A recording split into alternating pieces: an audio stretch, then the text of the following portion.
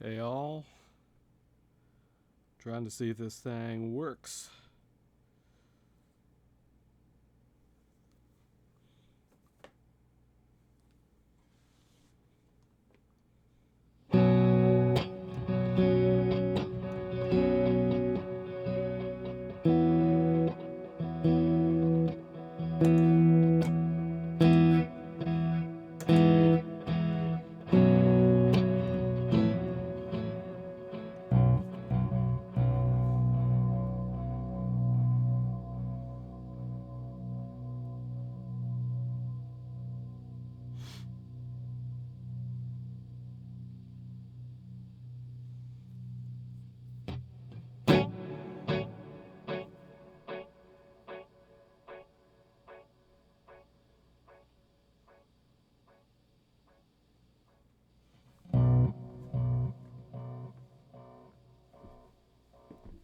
Hey, can you all hear me?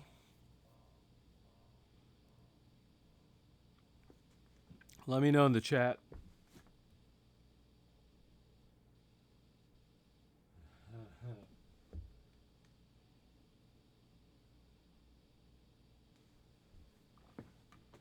For some reason,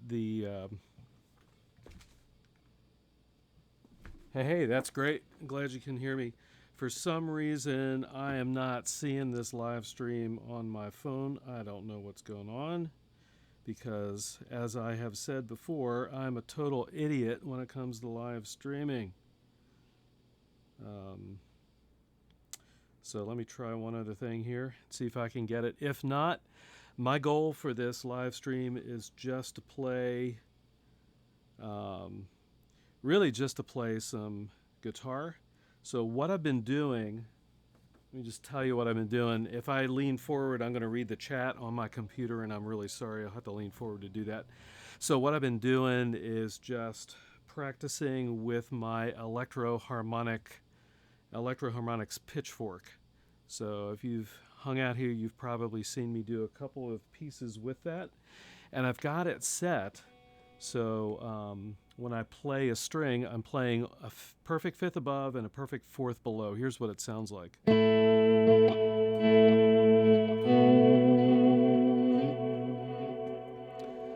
Okay, and then in addition to the pitchfork, I also have a Strymon timeline set to just a preset. It's called Wow. It's basically the D-tape delay type. So you can probably hear that kind of tape delay degrading in the background. Yeah, it's your classic kind of Strymon thing. And then finally, I've got the Strymon Big Sky, and I've got that set to the Asylum preset. It's just out of the box. And that's the Hall type reverb. I always forget what that is. Let me catch some comments here real quick. All right, cool. So we got some comments. Yeah. Hey, thanks. Who was that said that? Flavio. Yeah, thank you very much. Yeah, this is the one of my PRS SE277s. It's the semi-hollow with kind of that black finish. I like it a lot. Okay, so what I'm going to do is just play. I really am just practicing tonight, so I don't know what's going to happen. But what I like to do, in particular with a pitchfork, is just practice with the pitch shifting settings and try some different things. So for example, if I'm going to play octaves, in this case I'm just playing octave Bs. That's pretty nice, you know, I can get several different notes going there. And then if I play notes in a perfect fifth, because I'm pitch shifting a perfect fifth, you can get some very complex kind of chord structures. So here we go. I'm going to go ahead and just play a little bit. I'll stop in a few minutes and see if anybody's got any questions or want to talk about anything, but really I just want to play. So here we go. Let me see if I've got my tempo right. Yeah, there we go. All right, I'm going to play.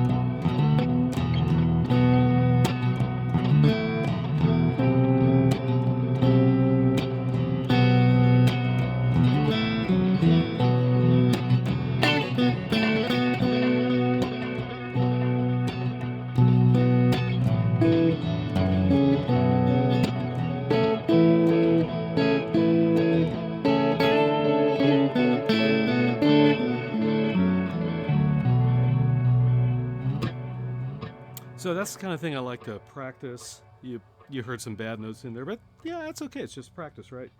So one of the things that's cool with perfect fifths in a pitch shifter is when you've got a situation where you're really playing in a sixth, and you're adding perfect fifths into each string. I really like that a lot.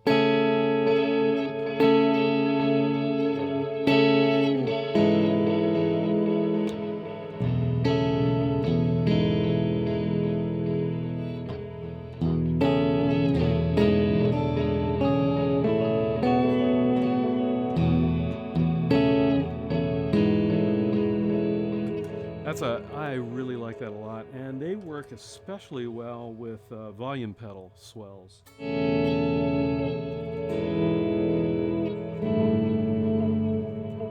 And then my favorite interval of a ninth, right?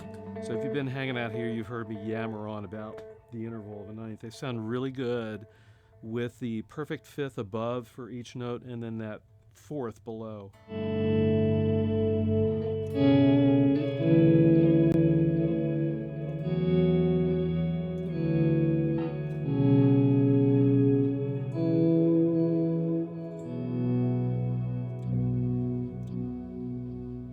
Let me just check the chat real quickly, and I'm sorry I got to walk forward here. Yeah, okay. Yeah, I don't smoke peyote. My voice is echoing.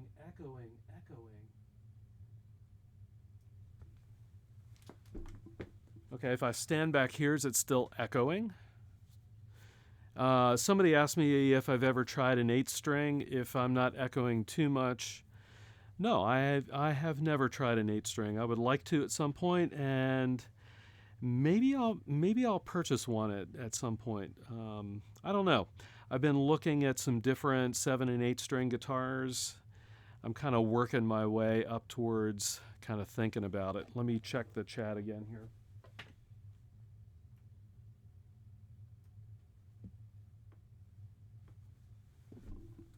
Okay, no echo, that's awesome. So I got a question here. Should I get a delay or a looper pedal first?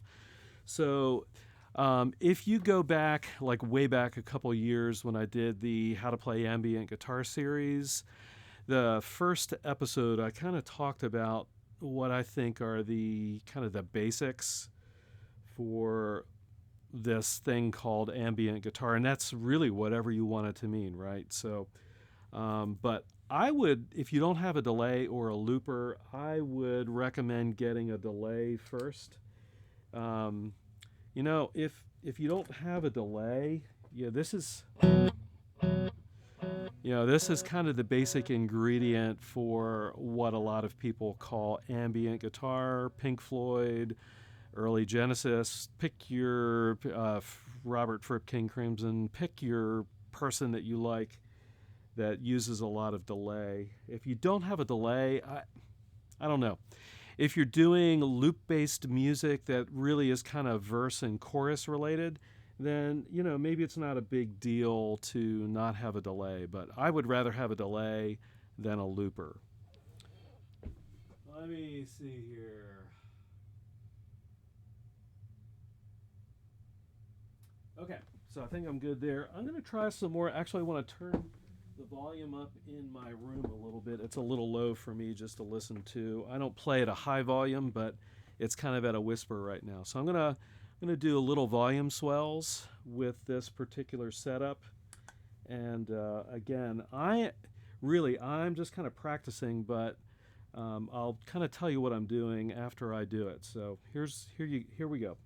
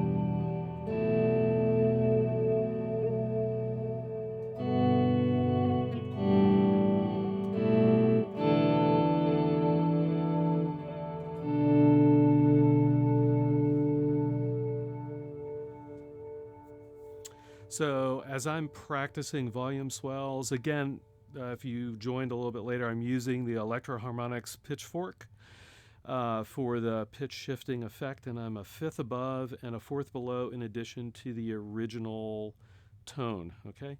And one of the things I really like to do when I'm practicing volume swells in particular is play wider intervals. Okay, so that's without the pitch shifter, obviously.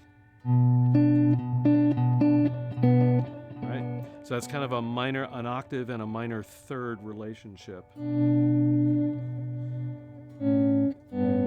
Okay, and just that simple kind of chord progression. If you're playing a standard guitar, you're probably playing in the key of E minor, so that'd be E minor, D, and C.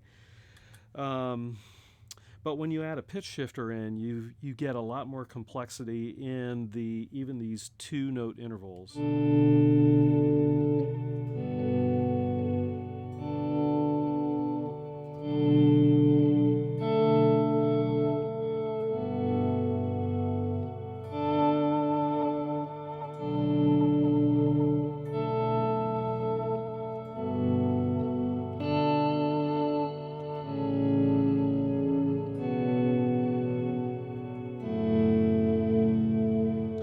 Now that interval's kind of interesting, I think.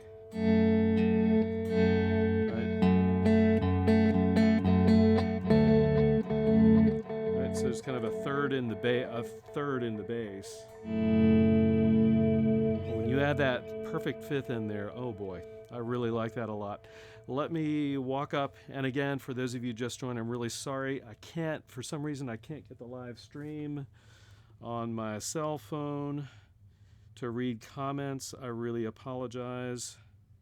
Let's see if it's showing up here now. Nope. So I'm going to just walk forward to my computer to read a couple comments, so bear with me. I apologize.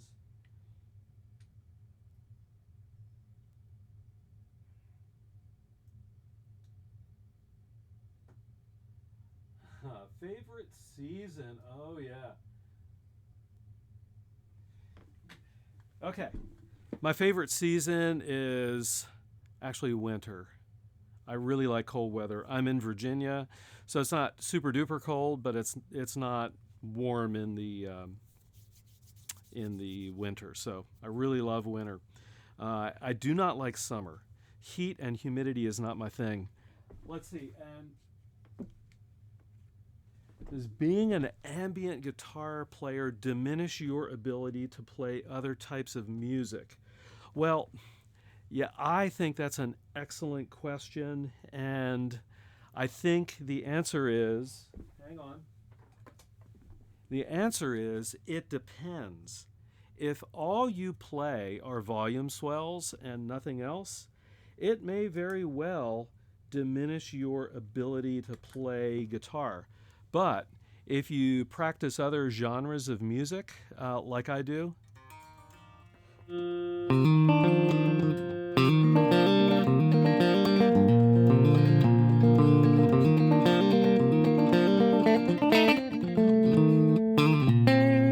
okay, so it doesn't have to diminish your ability to play other types of music. You just need to make sure that you play the other types of music. So for me, that didn't sound so good. I love bluegrass, so I actually play it on my acoustic guitar, and some days I'll just play bluegrass. I also like to play kind of more what I'll call full-on progressive rock style. I used to play in a prog rock band way back in the day, and so I still try to keep up with that and keep my chops for leads and polyrhythms and things like that. I also like to play Celtic music on acoustic guitar. So just a few things. I would encourage you to play a mixture of different genre, and actually I've been thinking about creating a video about that, but since we're live here, I'll just mention it. I encourage you all to play different genre of music, and then you can bring that together in your ambient guitar playing. Hopefully that makes sense. Let me check a couple of other things on the chat here.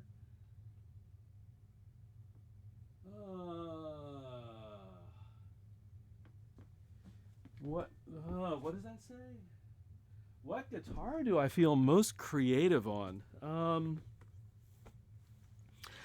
For ambient guitar, so let's kind of narrow it down to ambient guitar things like I do here on the channel. I have to say that baritone guitar is probably my main kind of instrument for creativity. I really like the low end, and I like that you can still get a decently high end to the instrument, and they tend to sound really great with wide interval chords. So you can kind of get a bass tone in with more of the standard guitar range. So I really like that a lot. I still play my standard electrics, in particular my Carvin HF2, quite a bit, and I will obviously continue to do so. On acoustic guitar, I love to play my, in particular, my Loudon 035. That's a lovely guitar, and I actually keep it tuned to standard most of the time. I'll occasionally tune down to Dadgad. But yeah, so for what I'm doing here, definitely the baritones kind of rule at this point in my musical thinking. Let's see. Yeah, just to make sure I'm clear, I do use standard guitars for ambient guitar, okay? And it's interesting, I get a lot of questions about what kinds of guitars are good for ambient guitar. And my answer is whatever guitar you have is good for ambient guitar. You don't need a particular brand or type of guitar, because ambient music is really about what you do with your instrument, right? So as you think about what is ambient music, it's meant to be background music. It's meant to be more on the quiet side. As you think about, if you go back and kind of look at the history of ambient music, that's kind of where it came from. So, I mean, you can play ambient guitar with just a standard unamplified folk guitar. It's all in what you do with the instrument, not which instrument you're actually playing. So that's my opinion. Okay, so I'm going to go ahead and do a little something else here. Let me see what else we got going on here. Oh yeah, let's try this one. This is more of a swell delay on the timeline. Again, it's just one of the presets, but I use presets more than people might think, because they're easy, right? And sometimes I'm all about ease. But let's see how this one sounds.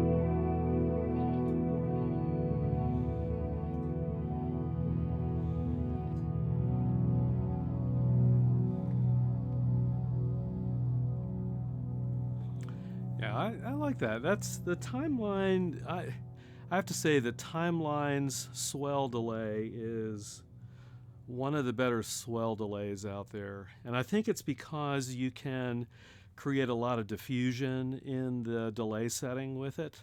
And it seems to react better, at least for my playing, it seems to react better to my picking style.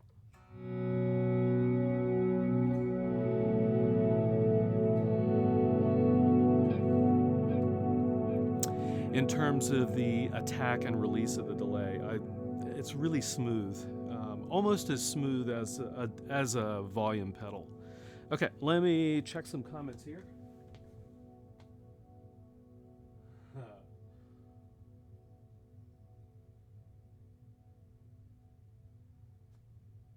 Okay, so I got a few here. I'll see if I can get them. So, are you inspired by any places? Oh yeah, absolutely. I live near. I'm in Virginia in the United States. If you're not in the U.S., it's on the east side of the United States, and there's a mountain range that goes up Virginia called the Blue Ridge, and there's a national forest about a 10-minute drive from my house, and I love to go to that forest. And my wife and I hike a lot in that forest. If you've seen some of my videos, you've probably seen some footage of that forest. And I get a lot of inspiration from being in the forest. I love being in the natural world. It's inspiring. I'm a religious person, so I view it kind of as God's creation, if you will, and I find that inspiring. So cool, definitely. Mountains and beaches. Love the water too. Zoom G5N. I have never used the Zoom G5N. If it has delay and reverb and you can put them together, I'm quite sure that you can create ambient patches with it. Again, don't get too hung up on particular pedals or different types of effects, specific effects. If you've got a delay and a reverb, in my view, you can create some of the classic ambient tones. And you might want to expand from it as you go along, but definitely I would get started with it if you can do delay and reverb together. What are some of the worst pedals I've ever used? I think I got rid of. I'm sorry, I'm looking around in my mess here. There were. I can't remember the brand now. Dream something or other. It's a Chinese pedal company, and nothing against Chinese pedals, right? So Moore, Mooer, Moore. That's obviously a Chinese company, and they've got some nice pedals. But this other company, and not Moore, but I can't remember the brand. Their pedals were unusable.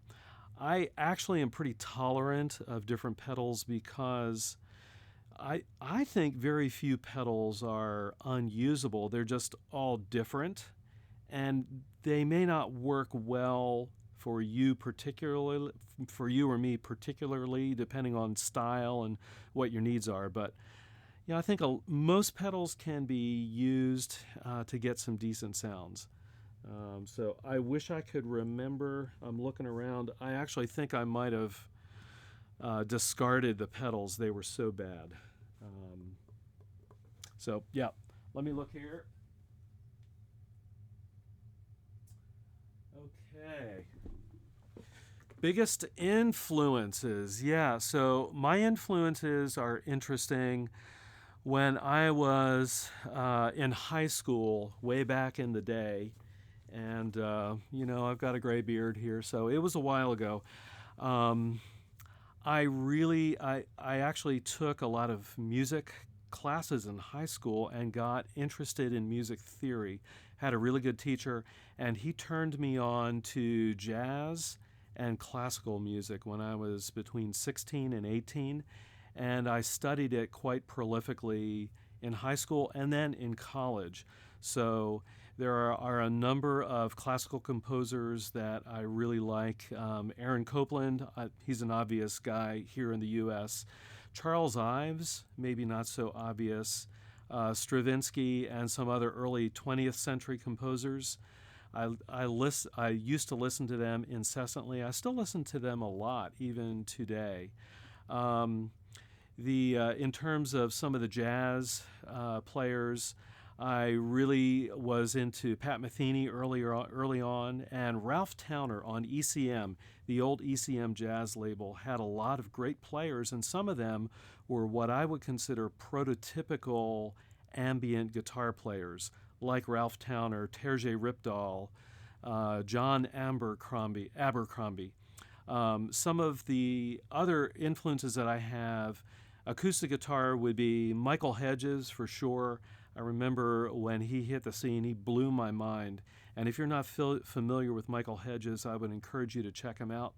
He unfortunately passed away, about 22 years ago now. But great player that's influenced all the modern, younger acoustic players that you might hear on YouTube today, actually.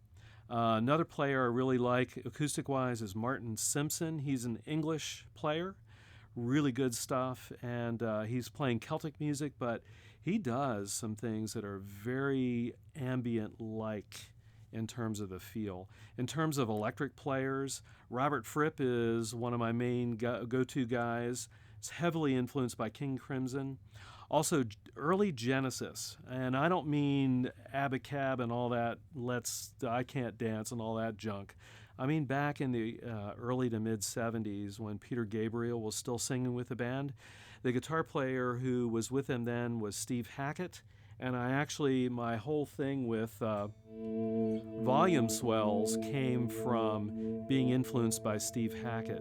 Another major electric player that influenced me is Alan Holdsworth, who passed away last year at some point. And fantastic jazz kind of fusion guitar player. His tone is incredible.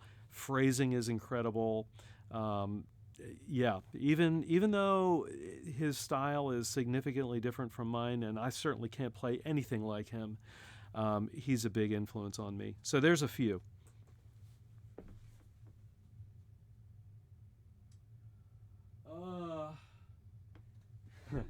Has ambient guitar ever got me through hard times? I don't know about ambient guitar, but playing music in general certainly has been a comfort to me during times when, sad things have happened. As a matter of fact, I've got one of my best friends is probably in his last few days here on Earth, and I don't expect for him to be around much longer. I've been actually playing a lot, thinking about him.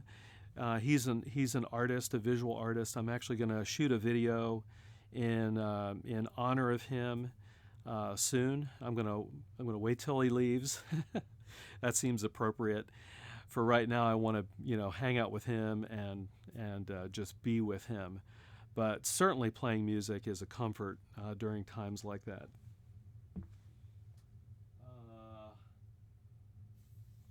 Hang on a sec here, sorry.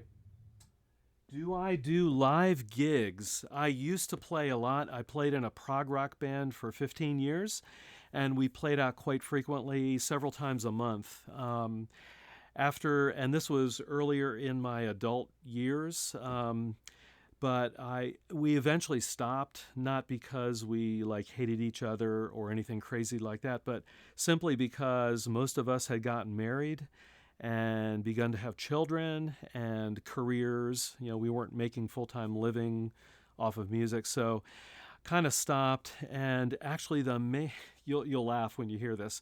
The main place I play live at this point in my life is every Sunday at the church I attend. I play acoustic guitar. No ambient guitar. It's just acoustic guitar. So I know it sounds crazy, but it's a lot of fun, and I've really enjoyed it. I might be doing a live ambient guitar gig this fall. I've been in touch with a person that organizes ambient guitar concerts in the area where I live. So we'll see what happens with that. If it looks like it might be a reality, I'll be sure to talk about it here on the YouTube channel. One of the things I like about doing YouTube is that I don't have to go out and play. It is difficult. I have a full-time career. I still have children in my home. Probably not for too much longer. They're all getting close to being grown up, but it's difficult to go out and play live gigs with where I am in my life at this point. Flat wound strings. No, I remember using, stringing up guitars a couple times with flat wound, and I feel like the tone is a little too muted for what I like to do. Let's see. Sorry, I have to keep going up here. Bill Frisell. Oh yeah, Bill Frisell rocks for sure.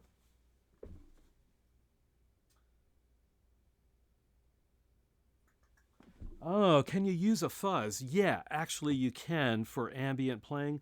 I do think you have to be a little careful with it unless you're shooting for heavier sounds. Now, unfortunately I don't have a distortion pedal hooked up right in my chain tonight, but yeah. So I don't. I've got a couple of pedals that can do fuzzes.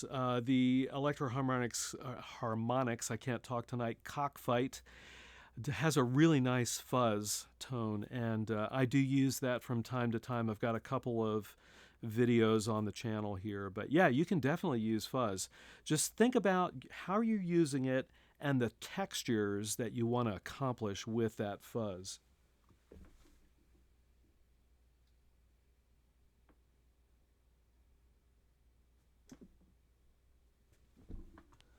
Okay, so 53 ambient, sweet. It's never too. You can never be too late or too old to get into artistic creation. So go for it. I have a friend, and it's not the friend that I mentioned before, but he says the only time it's too late to start creating is when you're dead, and I agree with him. The white pedal next to my reel-to-reel tape deck is a Boss Terra Echo TE2. I did a couple videos with it, and now that you remind me of it, it's kind of sitting there. I'm going to have to do some more of this. I do like the Terra Echo a lot. There's some interesting textures you can get with it. I find that it can be a little overbearing with the kind of the rhythmic repeats within the decay of the Terra Echo, but it is a really cool pedal. You can definitely get some great sounds out of it. Let's see, what else do we have going on here?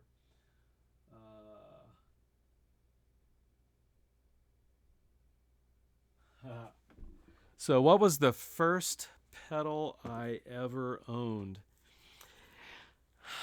The first pedal I ever owned was an early 70s Univox phase shifter, and I don't recall what it was called. It was kind of like an electroharmonic small stone, but it was Univox, and it was a small black pedal, and it's long gone. I don't have it now, but that was my first pedal.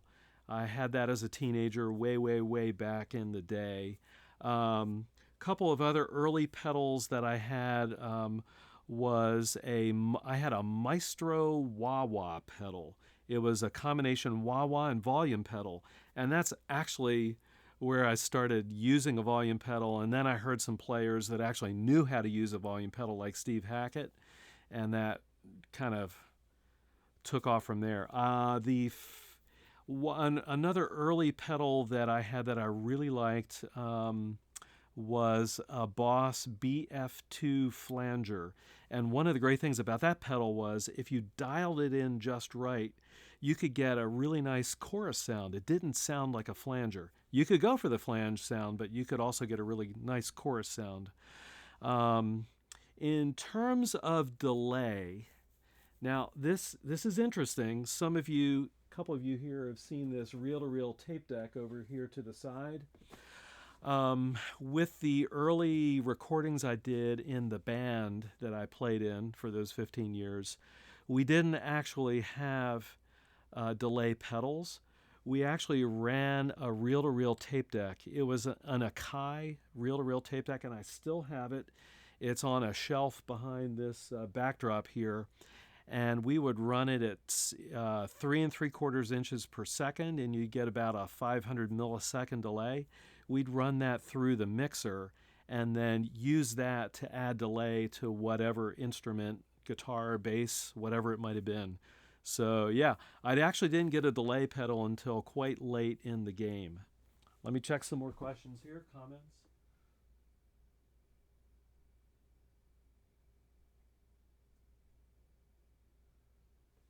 Okay, I'm going to have to keep going back here because I can't read so fast. Guitar into a Leslie speaker. No, I've never tried that. I do like rotary speaker effects, but I've never actually played with a real Leslie cabinet. I've seen them. I've been on stage with bands that had them on stage, but I've never actually plugged my guitar into one.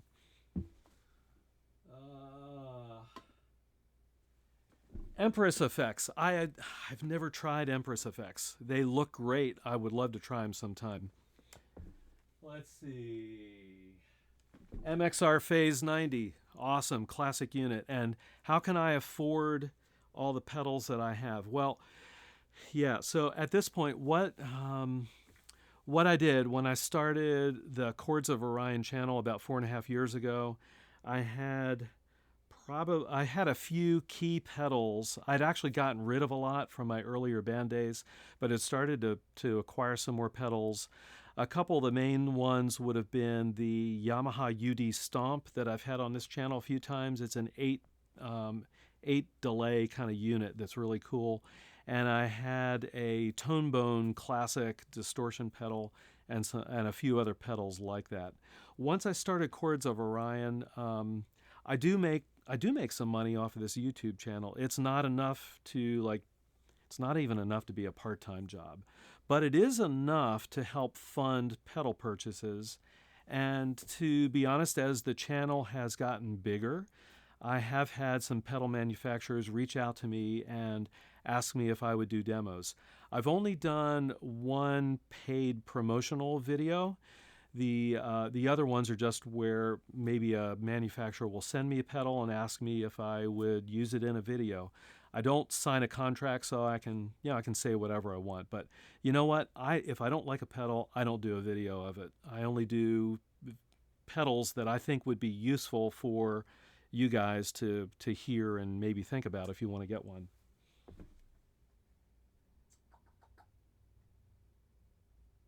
Let's see. What other auto swells are on the market? There's the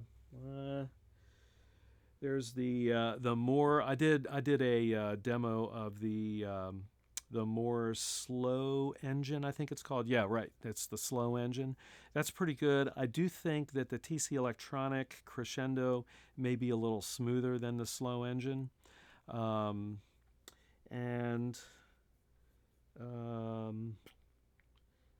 it's the other. I'm not familiar with a whole lot of auto swell pedals, to be honest. Partially because I use a volume pedal, and that actually is generally my preference. You can get a lot more expression out of a volume pedal than an auto swell, pedal where the attack and release are kind of set.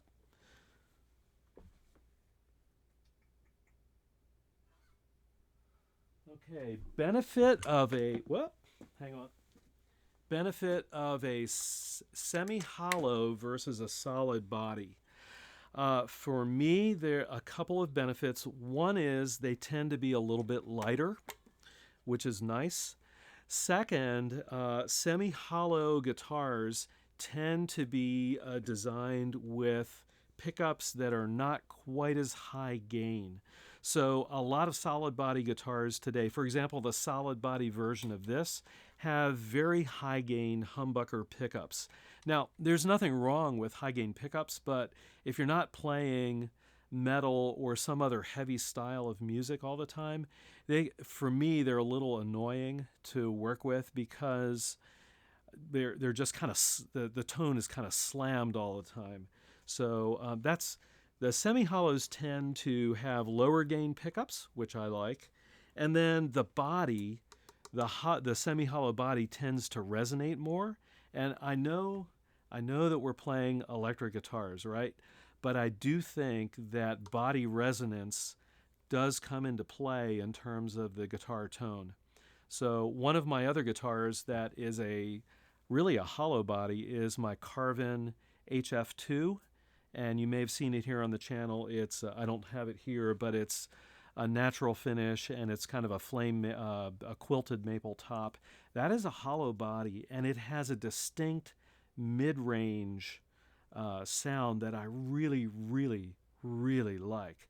It just is awesome. So it's the tone and it's the weight, and I kind of like the look of the hole in the top of the finish too, the top of the guitar too. Let's see. Oh, favorite Crimson album? Oh yeah, Lark's Tongues and Aspic, no doubt. When that came out, I hate to tell you this because it'll give away like how old I. Well, it doesn't matter. You guys know I'm old fart, but when that came out in 1973, I was waiting for it to come out. And I rode my bike to the record store so I could buy the record the day it came out. I love that album. I always have. It's an amazing album. If you haven't heard it, it's King Crimson, Lark's Tongues in Aspic, Aspic. It's an incredible album.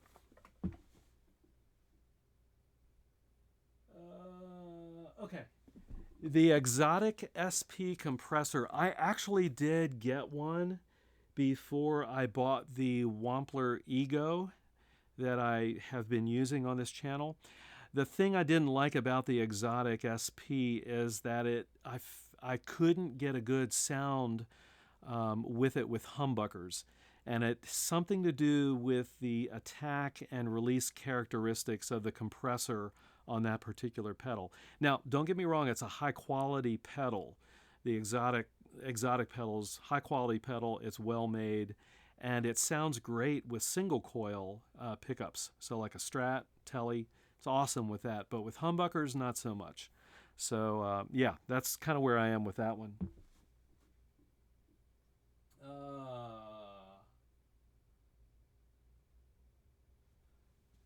I don't use a wireless system, so I had a question about wireless. Don't use a wireless. At this point, I don't have anything against wireless. I've never used one. I'm down here in my basement studio all the time, and I don't need a wireless system. I think I mentioned I might be playing. There's a possibility I could be playing out in the fall at a show. If I do, I'll use a wired. I'll just use a cable to my pedal board, and that'll be fine. I don't jump around a lot.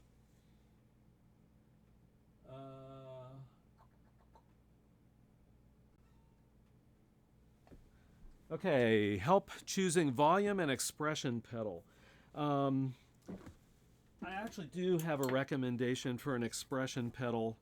I am really impressed with this Boss EV30. This thing has been kind of amazing. I had an El Cheapo M Audio expression pedal, and yeah, Boss did send me this. I didn't pay for it, but this is not an advertisement. I really like this expression pedal a lot. It's really smooth, and it works really well. In terms of volume pedals, I don't have a shootout on volume pedals or anything like that on the channel. If you're interested, let me know. Maybe I can get a couple volume pedals and compare them. But I've been using Morley volume pedals for the last 35 years. I mean, it's been a long, long, long time. I've been through several of them, actually. I had one stolen. The current one I'm using is called a Little Alligator, and I've had it for about 12 or 13 years. And it is fantastic. I generally prefer active volume pedals. So this one has a circuit. It takes a 9-volt battery or a 9-volt power supply, and it buffers your signal so you don't get the tone suck that you can get with sometimes with passive volume pedals. So, and I really like the swell characteristic of the travel of the pedal. Let me check some more questions here.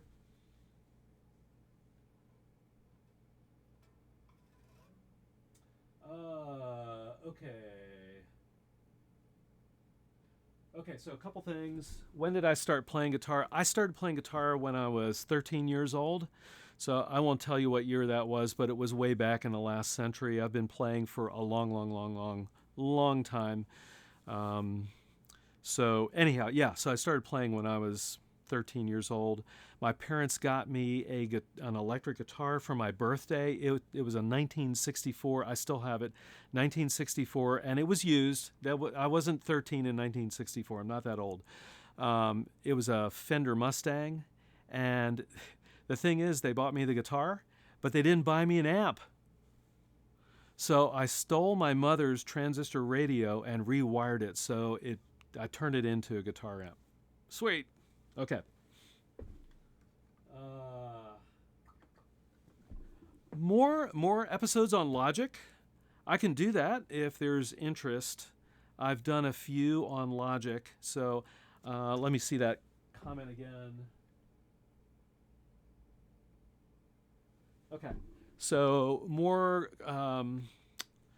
episodes on Logic and internal effects. Well, let me ask you this. So I can do more Logic videos, but I know people use different recording software than Logic. I've been thinking about doing occasional videos on plugins, in particular free plugins that would be useful for ambient guitar. Let me know if you think that would be a good thing.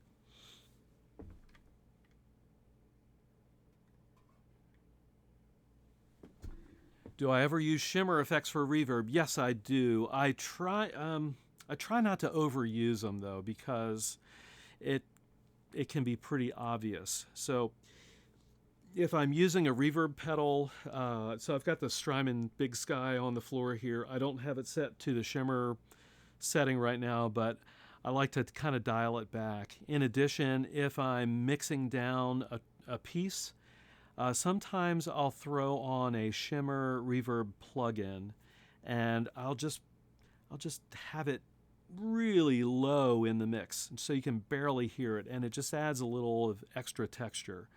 So I don't often go for the real obvious shimmer kind of sound.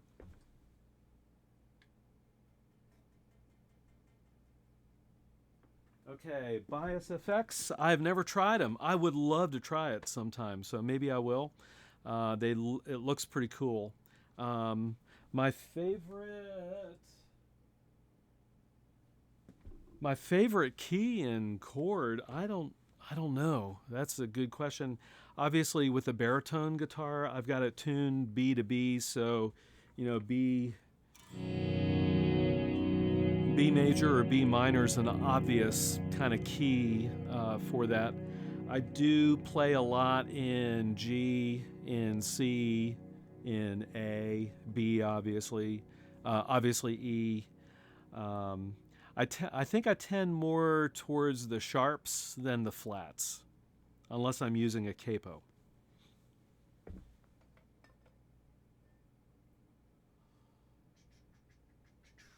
Tunings, okay. So on the baritone, on electric baritone, I'm generally in what I call baritone standard, which is B to B. It's the same relative pitches as a standard guitar.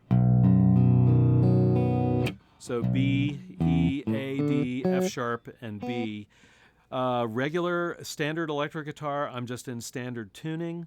On acoustic guitar, I use standard. I use dadgad, and I also use C, G, D, G, A, D. So it's dadgad with the 5th and 6th strings tuned down one whole step. And then on acoustic baritone, I'll do the baritone version of dadgad and the CGD, GAD. Those are kind of my favorites. I don't use too many other tunings because it can get just too much switching back and forth. So preferred scale length for baritones. I can go anywhere from 27 to 29. The PRS here is 27.7, and I think that's kind of a sweet spot. 29 is okay though. My Tacoma acoustic baritone is a 29-inch scale, and I'm pretty comfortable with that. But I do like it just a bit tad shorter for electric playing because my hands are not huge, and I can still stretch on the 27.7-inch neck.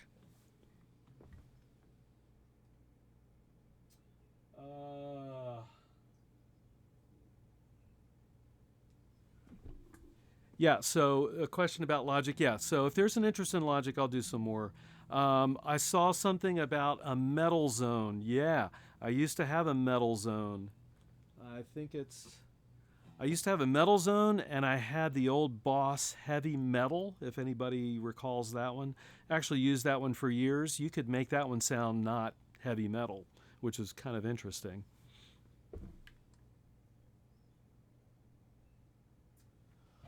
Oh, the Strymon Riverside.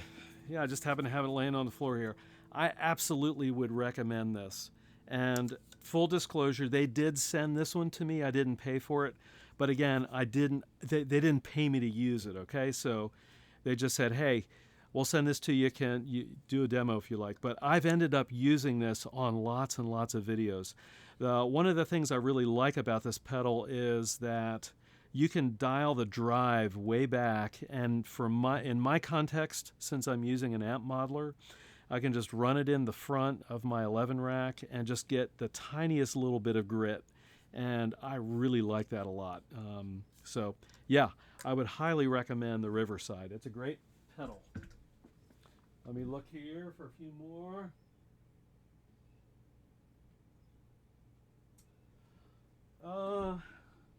Let's see. When did I start experimenting with effects? Again, long ago. And how do you get started? I would just think about what you want an effect to do. Okay, so yeah, don't go. Well, you can if you want, but I would suggest not just blindly buying effects. Think about what you want an effect to do. So in my case, one of the things I want an effect to do is create a delay effect. So that means I need a delay pedal. And then just buy one pedal. If you're not using effects now, just buy one pedal and work with it until you feel comfortable with it. That's what I suggest. I hear a lot of players that have a lot of effects, but to me it looks like they bought them all at once, and they don't have a good grasp of how to use each one individually to understand how they're going to combine together to create a larger kind of tone, if that makes sense. Let me check some more comments here.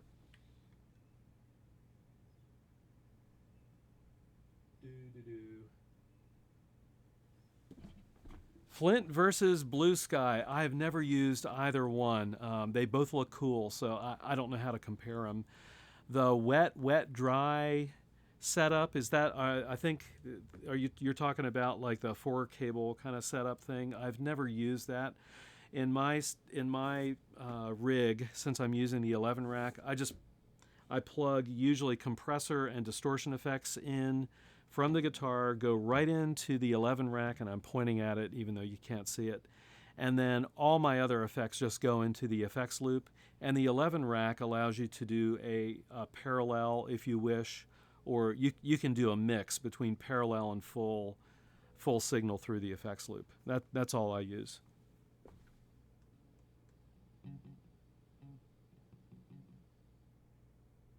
Okay. Alternative to recording ambient guitar in stereo if you don't have Logic. Well, if you're on a Mac, just use GarageBand. So the thing you're going to need, though, is an audio interface that can accept a stereo input. Okay, so that's the thing you need. But if you can get a stereo signal into your computer, any recording software should be able to record your guitar in stereo.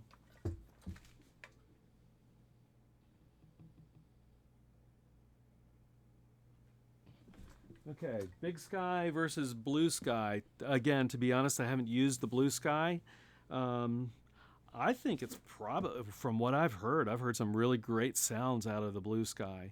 So if, again, the smaller footprint Strymon pedals, like here's the El Capistan, right? So they don't do as much as the big pedals. So El Capistan doesn't do as much as the Timeline, but what it does, it can do more of versus the Timeline, right? So tape delay, this can do more because it's dedicated to tape delay. The Dig can do more because it's dedicated to the pattern delays versus the Timeline. So the Timeline's like a, jack of all trades, and it does everything really well.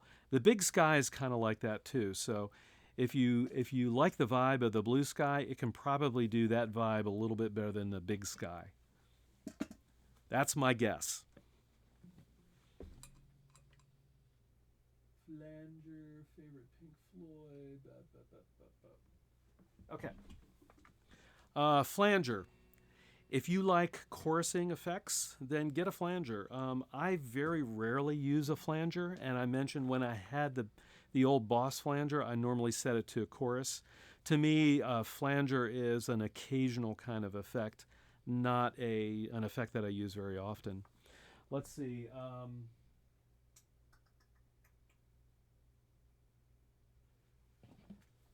Yeah, favorite Pink Floyd album. I could say Dark Side of the Moon, but actually I'm going to say Ummagumma. I really like Ummagumma. There's some awesome tracks on Ummagumma, and it's just really quirky. That's a really cool album. But, all those older Pink Floyd albums are awesome.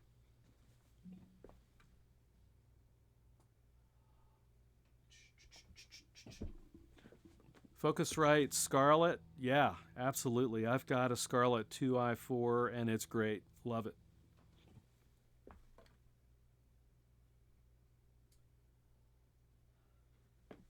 Okay, Strymon or Empress. So I saw you. Did anybody respond? So if anybody, again, I don't have any experience with Empress. If anybody has experience with Strymon versus Empress, go ahead and respond on the comments with your thoughts on that. That would be great.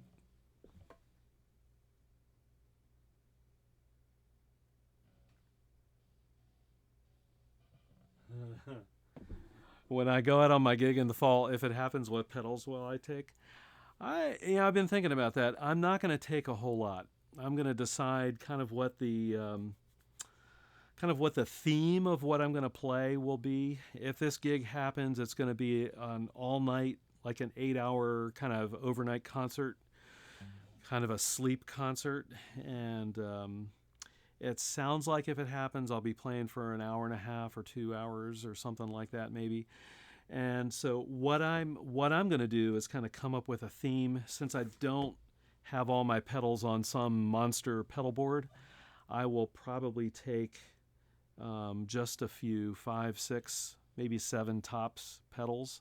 I can tell you a couple that will certainly be there. One is the Morley Little Alligator. That's definitely going to be there.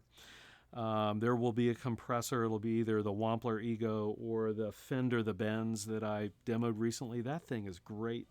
And I have to believe, I wouldn't be surprised if the El Capistan makes it, and probably the TC Electronic Ditto X4 from there. I'm not sure. We'll have to see.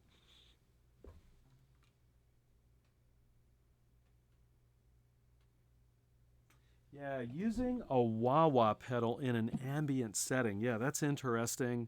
I have not done that very often. I think it could work really well. I think it just depends on your playing style and kind of the overall textures that you're trying to achieve with your piece.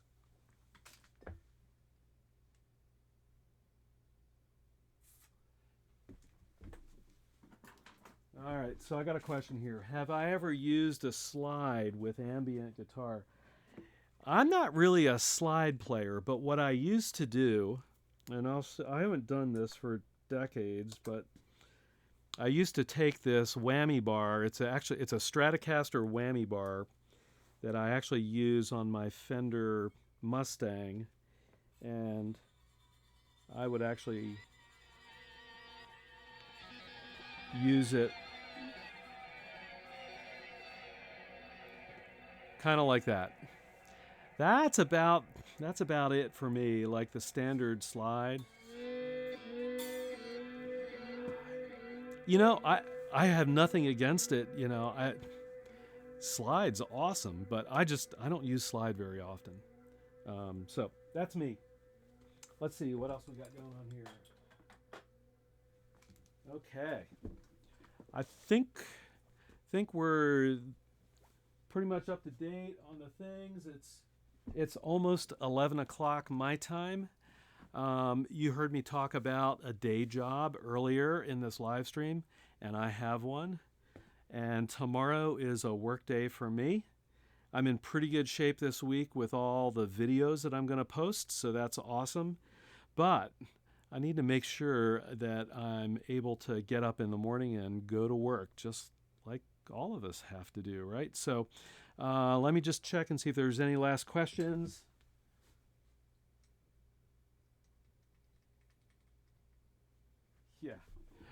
Yeah, it looks like I need a bigger monitor. Yeah, so my plan when I started this live stream was to use my iPhone to read the chat, which would have been really nice, but I've got my two apps going and YouTube apps, and my live stream isn't showing up, so I don't know what's going on. Someday I'm going to get this live stream thing down so I don't look totally stupid when I do it. Anyhow, I'll tell you what, I'm going to play for just a couple more minutes, and I'm going to stop talking. I'm going to play for a couple minutes, and then I'm going to bid you all good evening, U.S. time, wherever you are. Maybe it's afternoon, morning, whatever it is. And then I'm going to head off to bed. But I think I want to play for a few more minutes. I'm going to do some more volume swells.